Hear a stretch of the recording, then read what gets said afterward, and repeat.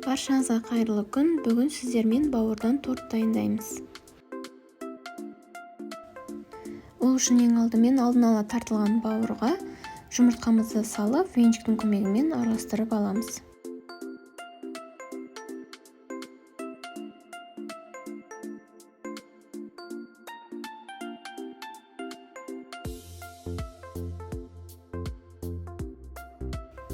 Одан кейін сұйық май мен тұзды қосып, біркелкі болғанша араластырамыз.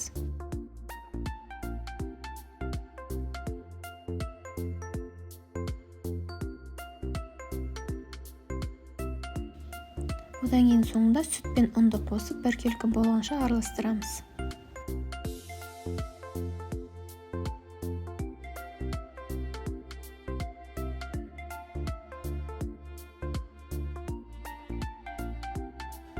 Қызып тұрған табамызды майлап, массамызды құйып, екі жағынан пісіріп аламыз.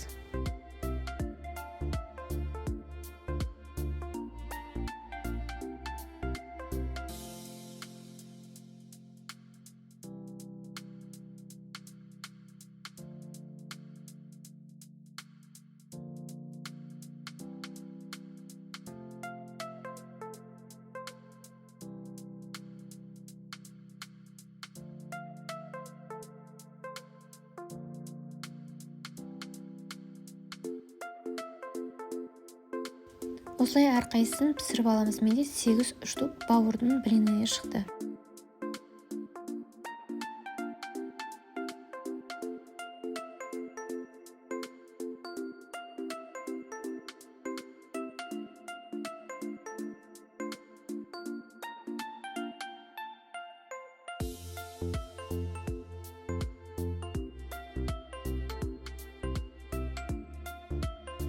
Ортасына салмасын дайындаймыз. Ол үшін ең алдымен пиязды турап аламыз. Одан кейін морковьті күштің үлкенінен өткізіп аламыз. Қызып тұрған табаға май құйып, алдымен пиязды салып біраз қуырып аламыз.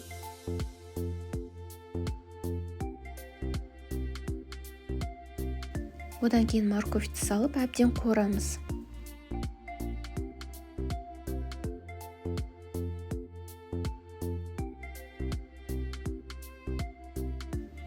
Татымына қарай тұз, бұрыш қосып араластырамыз. Майонезға чеснокты күштің ұсағынан өткізіп аламыз.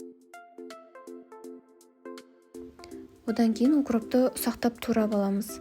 Укропты қоспасаңыздар да болады.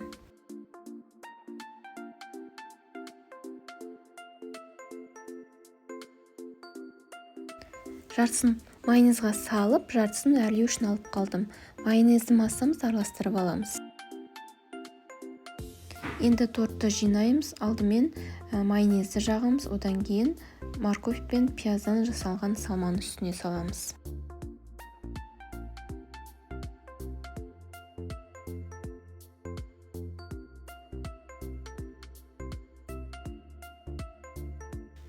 Дәл осылай барлығын жинап шығамыз.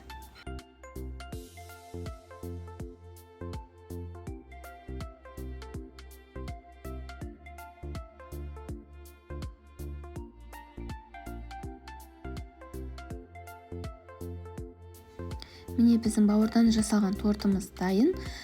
Үстін қалған укроппен әрлесеңіздер болады, немесе осылай да қалдыра берсеңіздер де болады.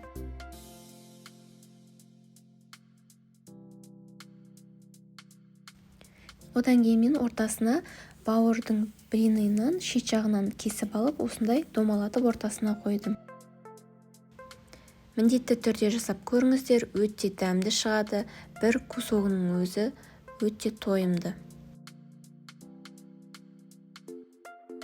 Барлықтарыңызға ас болсын.